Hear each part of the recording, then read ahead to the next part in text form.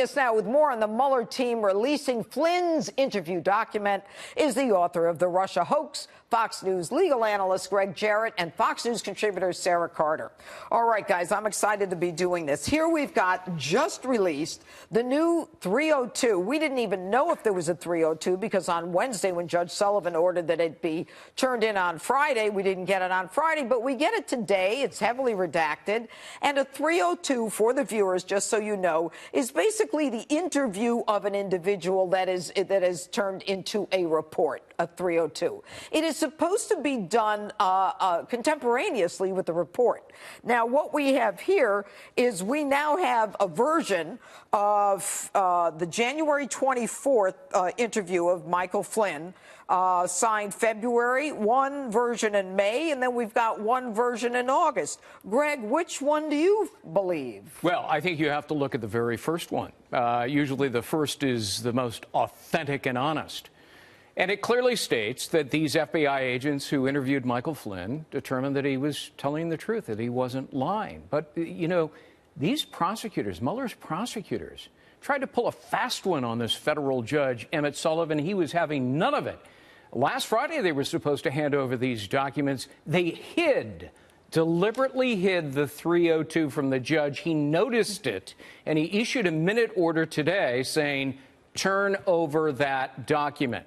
So that's a red flag for the judge. It puts him on alert. During tomorrow's hearing, he may say, why did you hide that document from me? Well, not only did they hide it, but they defied his order and didn't turn it in on Friday. Right. If you and I did that, we'd be in contempt. Well, definitely. Someone would be in contempt. And I'll go to you, Sara. You know, when Mueller withholds the 302, which is the essence of the statement that Flynn made, which is the basis of his lying, or as the feds see it. But as they see it, to be honest with you, they said he really wasn't lying. So what we have here is a judge who tomorrow has a decision to make. He can vacate the plea, or he can allow the sentence to go through, which the prosecution is recommending no time. Well, I think Judge Sullivan is not just going to sit back and allow Mueller and the special counsel to walk all over him. I think he's definitely going to make a statement. I also want to say, Judge Janine, that they didn't turn in the raw notes. That is the raw notes from the FBI agent, Joe Pienka, who was the other agent who interviewed Flynn.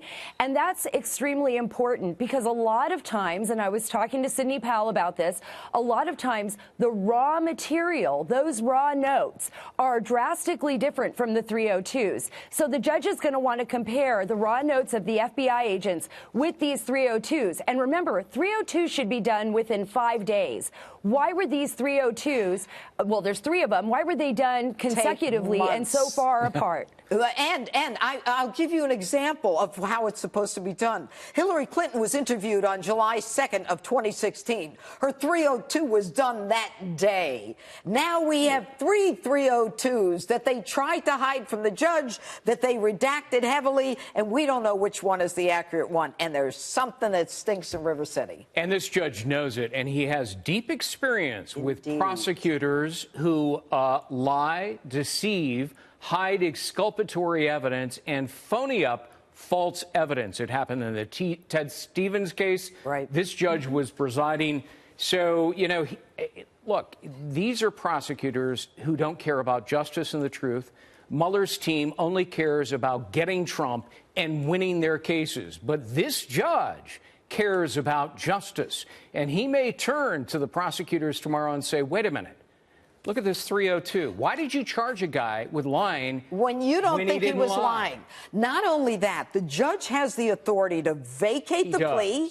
He has the authority to dismiss in the interest of justice. But what's interesting is that Flynn did not make any of these motions. The judge will have to do it sua sponte on his own. Will he? And notice the judge said, he said, don't turn this over to the defense. Turn it over to me. Right. I want to see these documents. And the judge may actually turn to Michael Flynn and said, what happened here?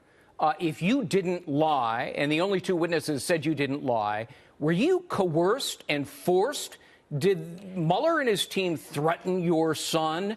Did he cause you to essentially go bankrupt and broke? Is that why you pled? But in addition to that, what he can say is, he can say, you know, you intentionally dissuaded him from bringing an attorney. And although this is not a custodial interrogation, which would require Miranda rights, there is a nuance here. And the nuance is when they say you don't need a lawyer, and when they try to talk you out of it, Sarah, aren't they in as bad a place as if they didn't Mirandize at all?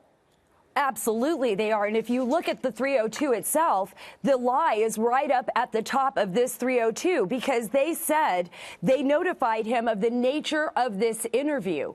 And that is inaccurate. They never notified him of the nature of this interview because they asked him not to bring an attorney. And they were looking at him for possible criminal purposes. They were trying, in a sense, to entrap him because they already knew what the conversation was that he had with Ambassador Kislyak, and they were going to him. So I think the judge is going to be looking at all of this. And remember one thing, Judge Jeanine, that there's another FBI agent here. Everybody has talked about Peter Strzok. Everybody has seen what Michael Flynn has had to say, but nobody has spoken to the other FBI agent. Right. Okay. And Rod Rosenstein has refused to make him available, notwithstanding congressional demands. What are they hiding? Oh, they're hiding everything. That's the one, and they're delaying. And you know, I must say that, Sarah, when you talk about the beginning of the 302, it says after being advised of the identities of the interviewing agents and the nature of the interview, Flynn provided the following information. So you're saying they said to him, "We're looking at you to interrogate you regarding your statements," and you're saying that that didn't happen. You have information that was not a fact. Is that correct? That's correct. That's correct. Do you want to tell us from where?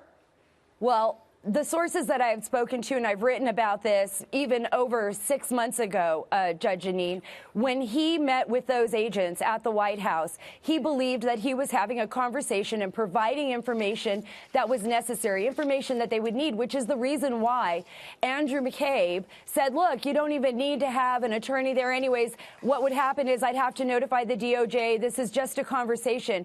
There was no way at that point in time, according to the sources that I've spoken with, that Lieutenant General Michael Flynn thought that he was being interrogated. In fact, throughout half of that interview, he thought that they were just having a normal conversation. Because McCabe got on the phone and lied to Flynn about the reason for the interview. Then he pushed him not to have, oh, you don't need to have a lawyer. We don't need to involve the lawyers in this. And they conspired. Comey, McCabe, and Strzok, and Pientka, apparently, conspired not to tell Flynn they had a transcript of his very legal conversation with the Russian ambassador. But he already would know that, wouldn't he, Greg? He would know that he's speaking to the ambassador. Did he know that, Sarah? Absolutely, he would have. He was the head of the Defense Intelligence Agency previously, and then he's the National Security Advisor. And so I think he was very well aware that phone conversations were actually being recorded, you know, of foreign adversaries. I don't think or even foreign state actors, but I don't think he would have thought at any point in time that he was actually being looked at as a suspect. Because according to sources, he never believed he did anything wrong. He never believed he lied. He never did anything, and he never conspired with Russia. In addition to that, the 302 says he was colloquial and friendly. That's right. Go ahead. I mean, it was such a setup. They lied to him over it. They had a plan. Let's hurt Trump. You heard Comey bragging about it. Oh, let's take advantage of the fact that it's only 3.5 days in their administration. They don't have their lawyers and all their ducks in a row. I mean, that is unconscionable, but typical James Comey. We'll see what the judge does tomorrow.